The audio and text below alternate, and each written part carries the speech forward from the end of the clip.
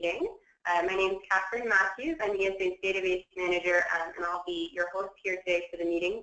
I'd like to encourage anyone and everyone on the line, if you do have questions at any point, feel free to go ahead and submit those through the GoToWebinar questions dialog box. We'll be reading those out here once we're done with the beginning of the presentation.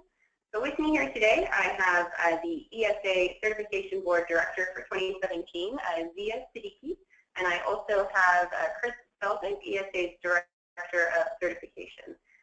So without further ado, Zia, I'll turn it over to you for your presentation. Catherine, thank you very much, and folks, thanks for taking time out to come and listen to this ESA certification business meeting. Appreciate that. So let's begin with, and number one is Catherine has already mentioned that please hold your questions till end of the webinar, and there's a tool out there so you can put your questions in there, and we'll take it at the end of the presentation when we are done here. Outright, first thing, I would like to thank Mr. Forrest St Aubyn, who was the director last year, and he is now past director, BCE Emeritus. Forrest, thank you very much for your hard work, dedication to move the certification board to the level we are right now. So I got to fit in some challenging role you left for us to follow. But a lot of the activities and the development we're going to talk about and the progress is what you have done in the last year. So once again, Forrest, thank you very much. Let's talk about some of the goals, which were set in 2016, and basically there are three goals we set up: continued growth of BCE, ACE, and ACE International. And as we go through the presentation, you will see some more details about each one of those certification levels. We also initiated review of the BCE core and specialty exams. You'll see about that. And then we were looking at investigating other ACE and BCE models to cover other alternate topics, so you will hear about that too, So let's move forward here. And here are, on this slide, we listed some of the key certification board motions which were passed in 2016. And I'm going to go through each one of those based on when the meeting was done, So let's do March 28th. We moved to approve the BCE Emeritus applications as submitted, especially for Robert Hall, Eric Jang, and Roy Scruggs. And they were supposed to be effective immediately. And then on June 21, at the next meeting, we approved again the application for Robert Hall immediately. And also, we approved the revised BCE core content outline.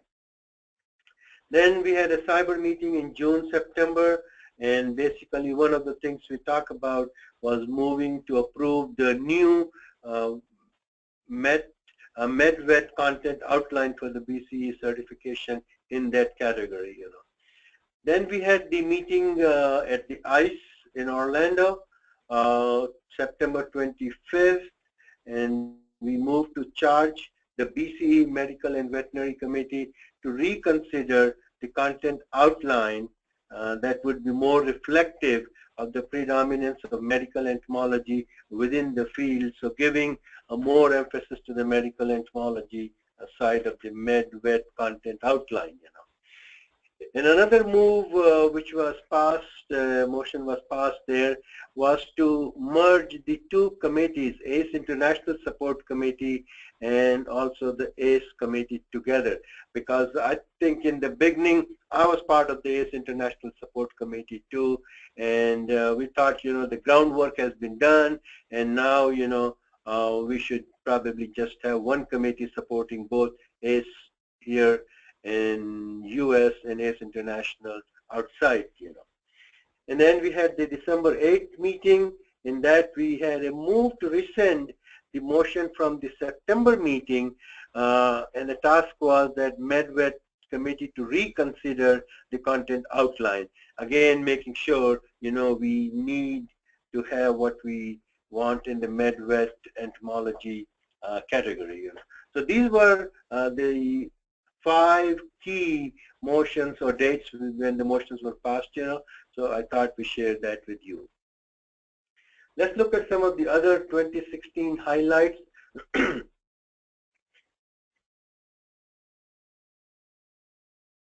This has been the 5th consecutive year of growth for the BCE certification.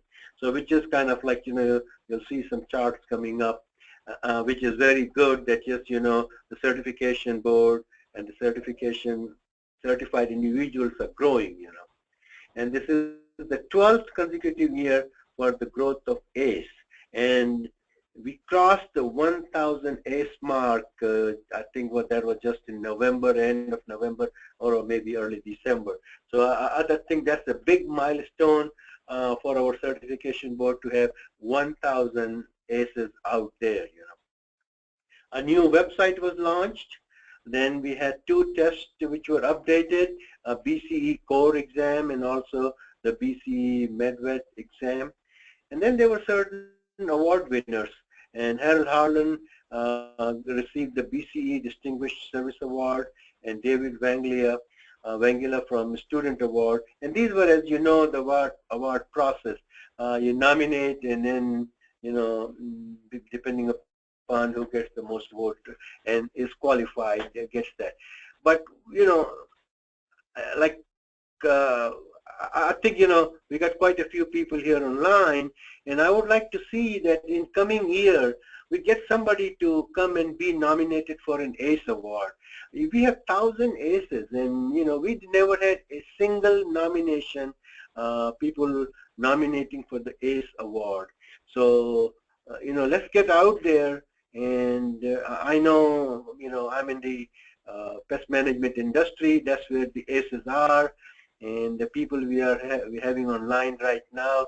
So let's, I urge you to go out there and promote this thing. So let's recognize those people, So I hope that this time next year we will be saying that yes, we had an ACE award applicant also, And also in 2016, Shell Hartzer, BCE, was selected as the director-elect.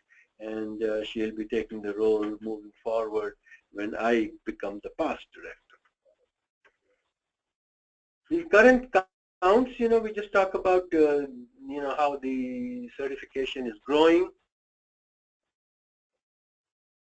So the ACE projection for the year-end count is like, 1,011, which is 12% growth over 2015 year-end count when we had 900 ACEs, And this also includes the 13 ACE International. ACE International is the one area that we need to grow and promote our certification, and we'll talk about that as we move forward. BCE projection year-end count was 470 and almost 4% growth over the 2015 year-end when we had 452 BCEs. As you see in the chart here, the red line is certainly ACE ACE certification, and the blue line, which is still sort of in the growing curve, we can have it more higher. More people can get certified for BCE as well, But certainly, I would say it's like, we're meeting goals, and it's a growing, field that people are recognizing the importance of the certification, and more people are signing up, So with the same current counts, in this slide, we're trying to show that how many people are, ESA members as well, So let's look at the right side of the screen first. You see a big portion of BCEs are already ESA members.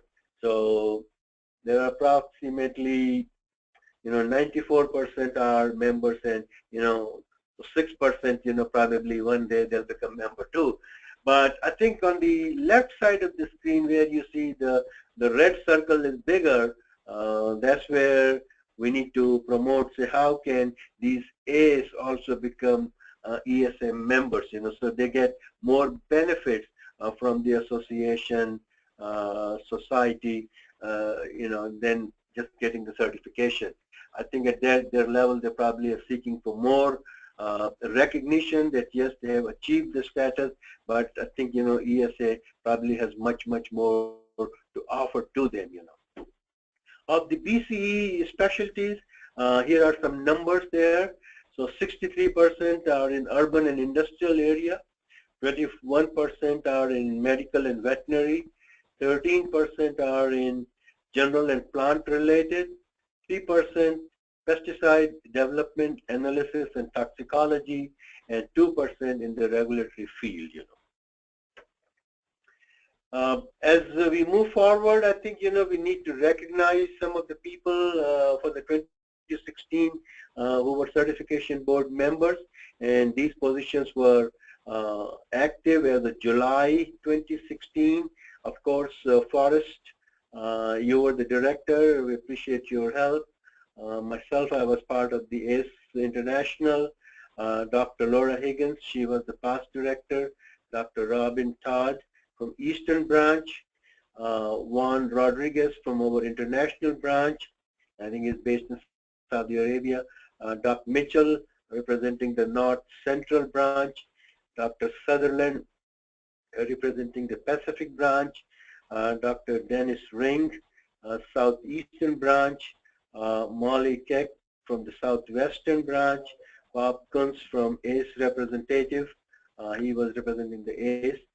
Dr. Sripat Kamble, ad hoc member and chair of the BCE examining committee, and Dr. Jim Fredericks, ad hoc member from NPMA, and certainly Chris from the ESA. I mean, you have been the great help for, moving this certification board forward. So I want to recognize these people that, for their effort and their hard work and dedication, and especially Laura, for your past directorship. I think in the last 3 years, we made significant improvements in the association and the certification board.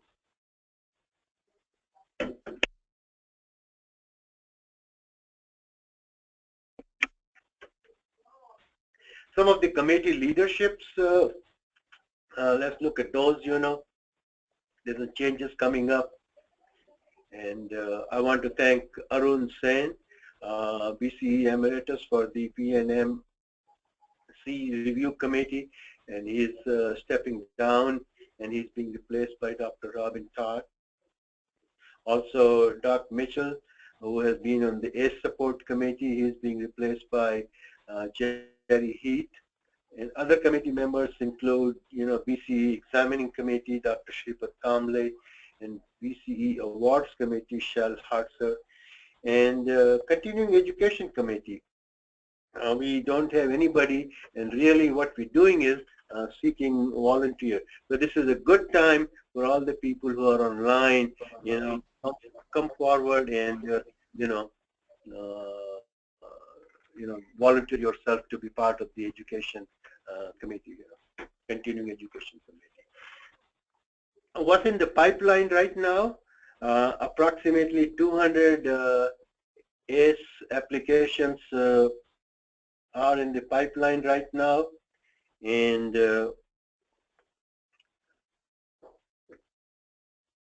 17 BCE application in some kind of testing or retesting phase. And there's another 35 ACE and 10 BCE which are in the pipeline one way or the other, and these actually are included in the 217 we got up on the first bullet point, And the last point is we hope we don't see that, but there was a rule which was in 2014 that if when you file your application, you got to pass the exam in 3 years, and I think now we started taking effect because we are in the 3-year period, and we need to make sure that people who submit their application and they make effort to pass it, But we probably have one incident in this case, We talk about the third objective was alternative credential options, So what were those, We discussed how ACE could also be involved in public health credential with American Mosquito Control Association as a partner. Then we also were looking at ACE for turf and ornamental, and I think there was not much perceived interest at that time. And then the other one was considering option to build medical and veterinary BCE training and certification in response to the market demand for trained and certified professionals. So I think we still have, opportunity for the public health and also for the, veterinary and medical and other certified professionals. So for the 2016, yes, we can say that, we had continued growth for the BCE, ACE, and ACE International. We reviewed the BCE code and the specialty exams, and we investigated the alternative ACE and BCE models as we just saw in the previous slide. So what do we do in 2017? Here are some goals we are setting up.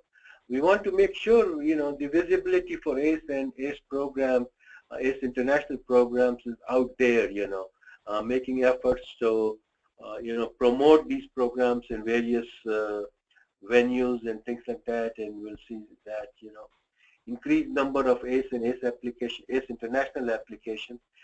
Same thing, how can we get more people involved? I mean, we already got 1,000 in so many years. I think that's a big stepping stone, and I think there are much more in our industry that they can be, taking advantage of the certification.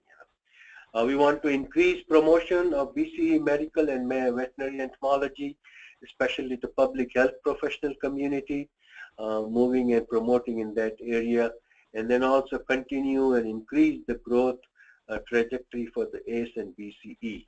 So, hopefully in the coming year, we'll be working toward these goals and moving forward.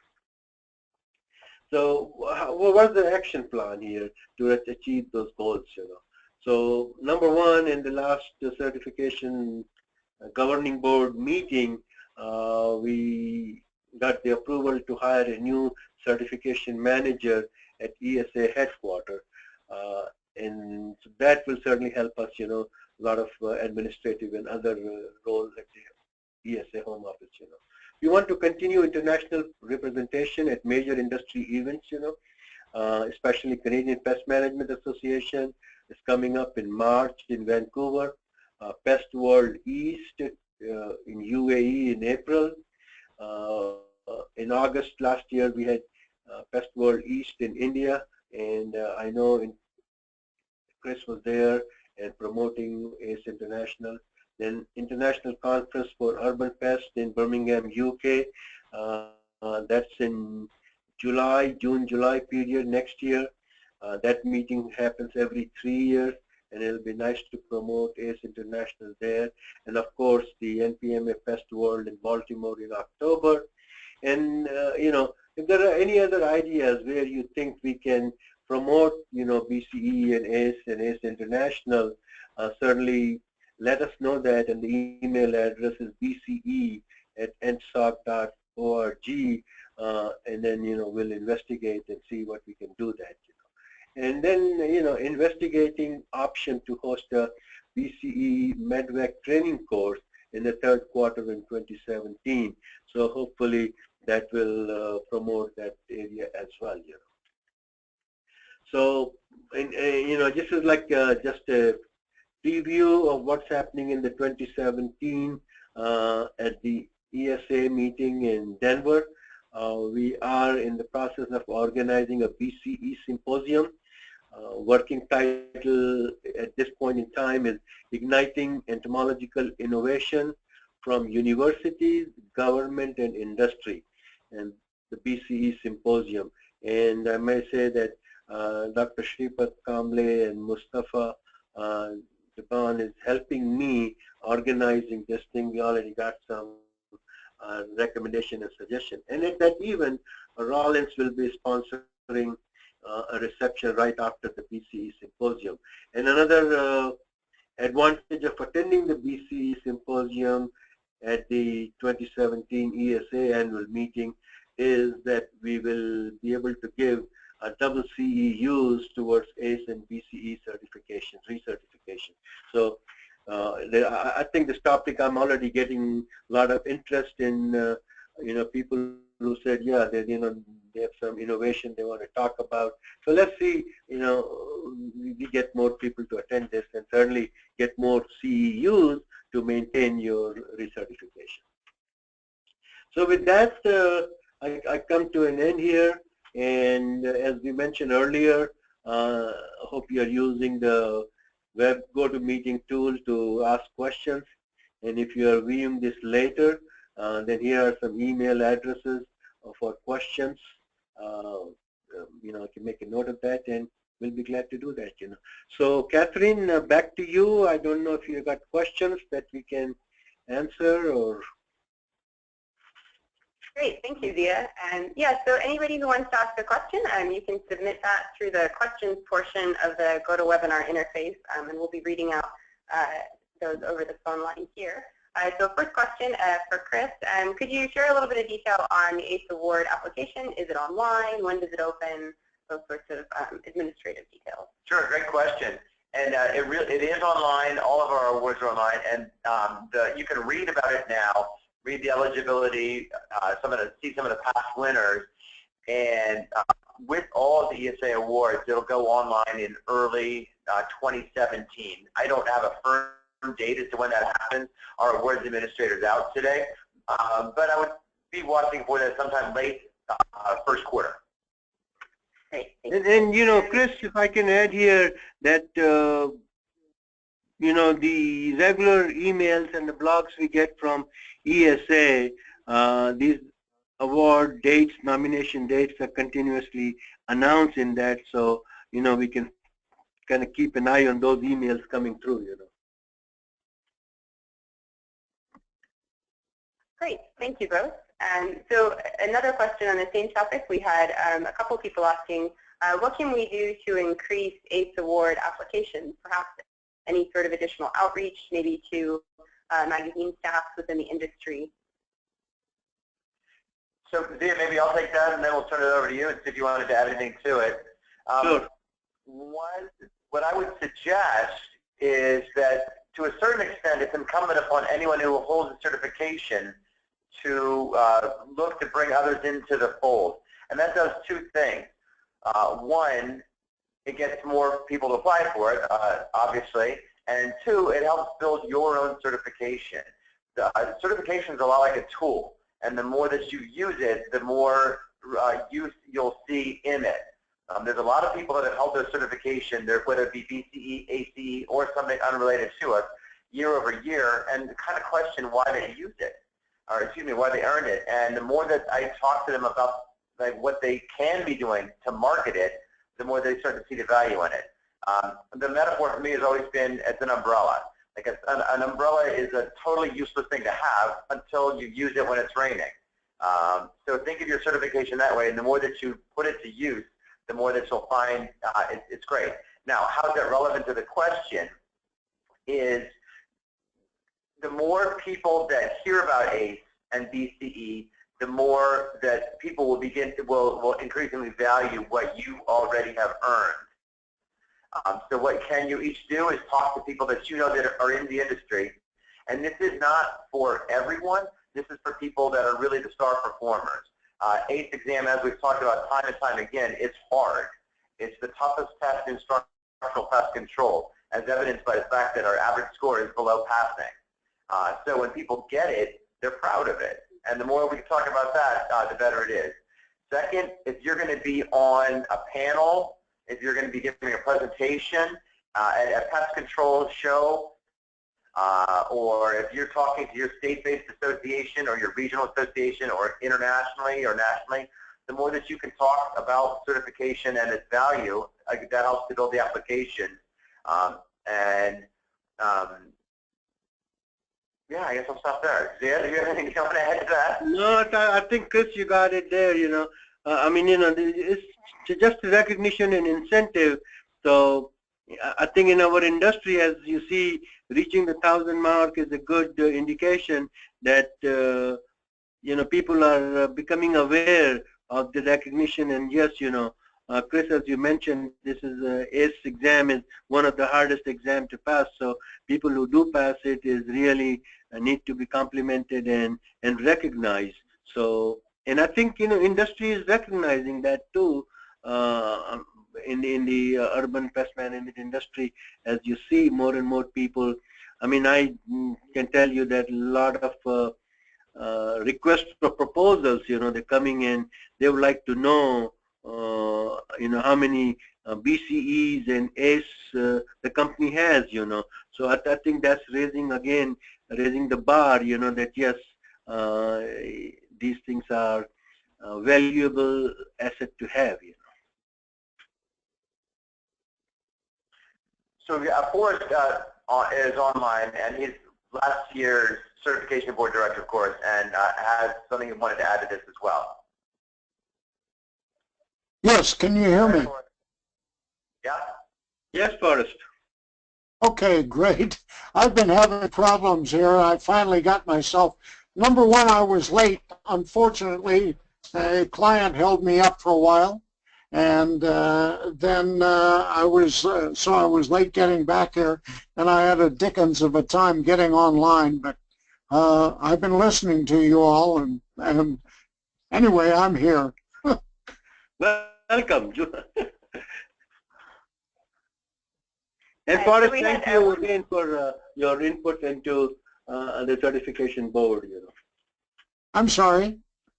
I want to thank you. As I mentioned during my presentation, I don't know when you joined, but since you are online and talking live, I just wanted to thank you again for your leadership into the certification board. Oh, well, thank you all very much. It's another one of those things. If I hadn't a backup with Chris and other members of the ESA staff, I'd have been lost. Any more questions, Catherine? Yeah, so we have one final question on the topic of the ACE programs, asking if there's any insight on the differentials between the percentage of ACEs that are ESA members versus BCEs that are ESA members. Is there anything that's keeping the ACEs from joining ESA? Structurally, no, there's not. The society itself, of course, has historically been a largely academic society. BCE program is for people who have a minimum of a bachelor's degree in entomology, and so it's for true practicing entomologists. ACE has always been, by design, a more applied credential, and so some of the tools and some of the benefits that an ESA member enjoys aren't as applicable to an applied-based person like an associate certified entomologist. Now, that said, there's a lot of people that do still obviously find some value in it and have joined ESA as a result. So I am not surprised to see the numbers that we do.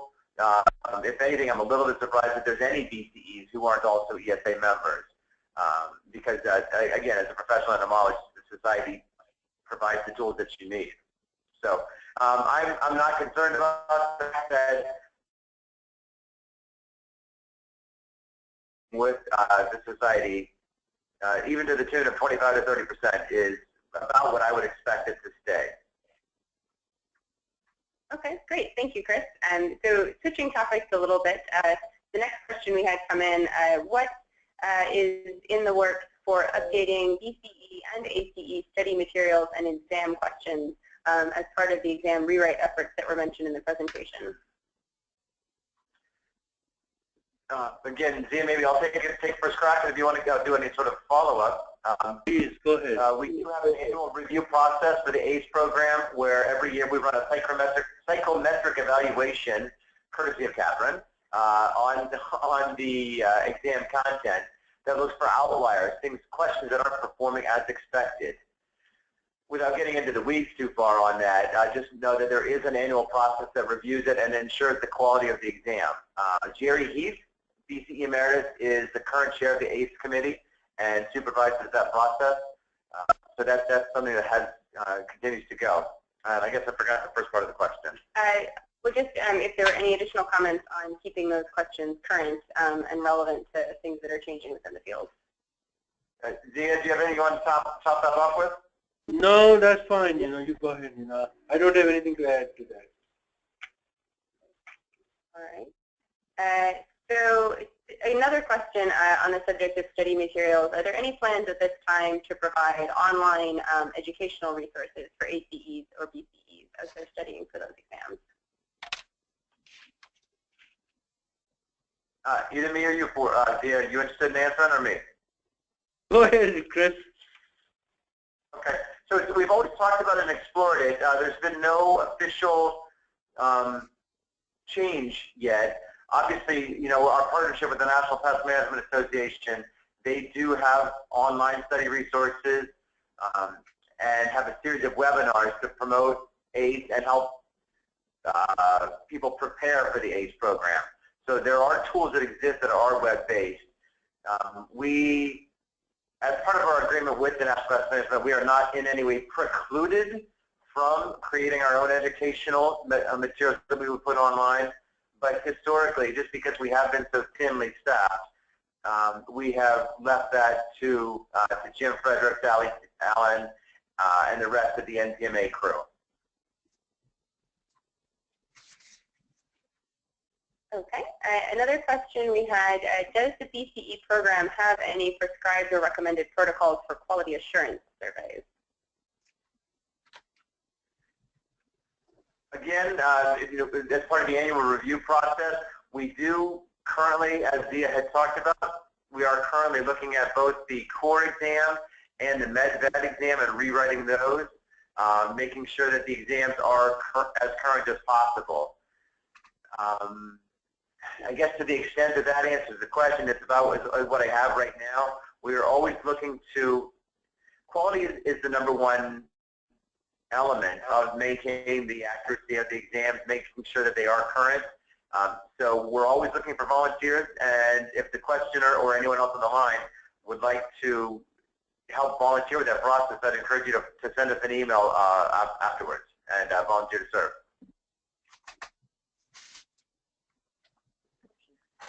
Okay, it looks like we had one more question in the pipeline about Chris, if you're able to share any additional details on the new certification manager that will be joining us.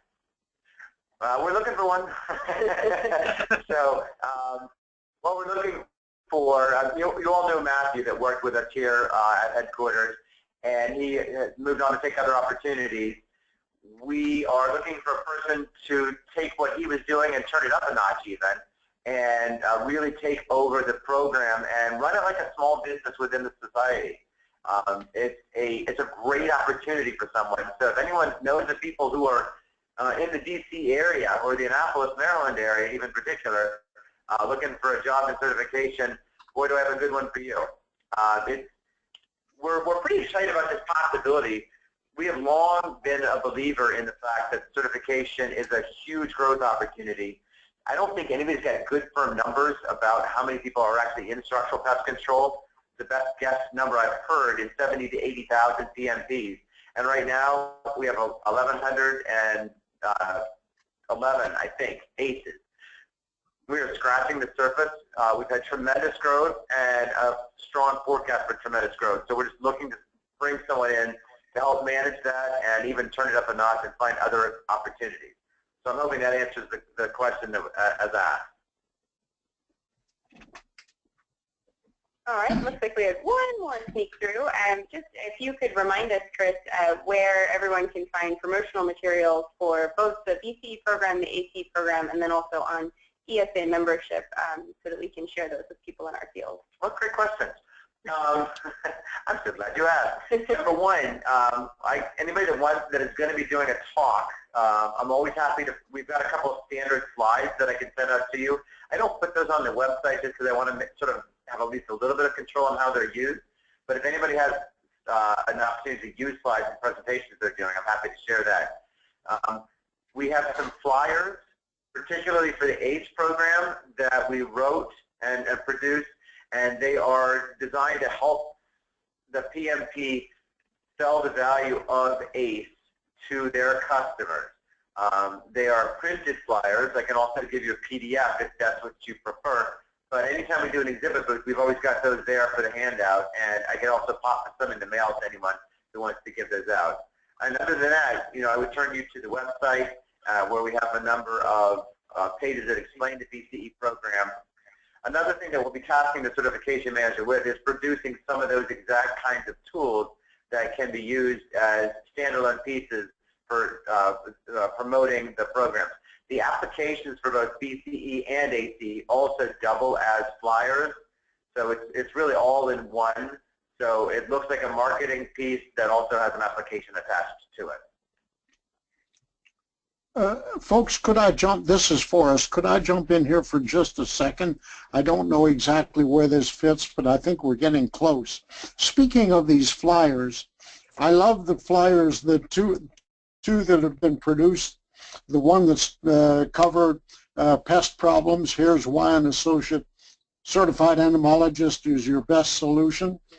And you see on the back side of that, there's a blank area in which you can get an overprint of your name, address, that sort of thing. I would love to see that very same thing on the brochure that the front says, become a certified entomologist and stand out from the crowd. The reason that I would like to see that is I would be willing to pull up the pest control, the certified applicators roles in both Missouri and Kansas, and send a mailing to them about that. And of course, my idea being is perhaps I could set up some workshops for ACE training.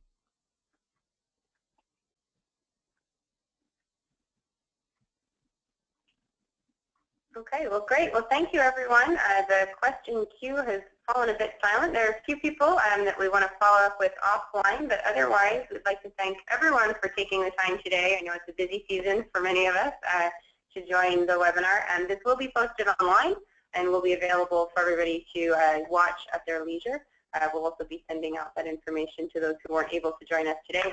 And of course, if you have any questions after the webinar, feel free to reach out to us at bce@entocert.org, bce@entocert.org. Thanks, everyone, and big thank you to Zia, Chris, and Forrest for leading us today. Happy holidays, everyone. Thank you. Take care.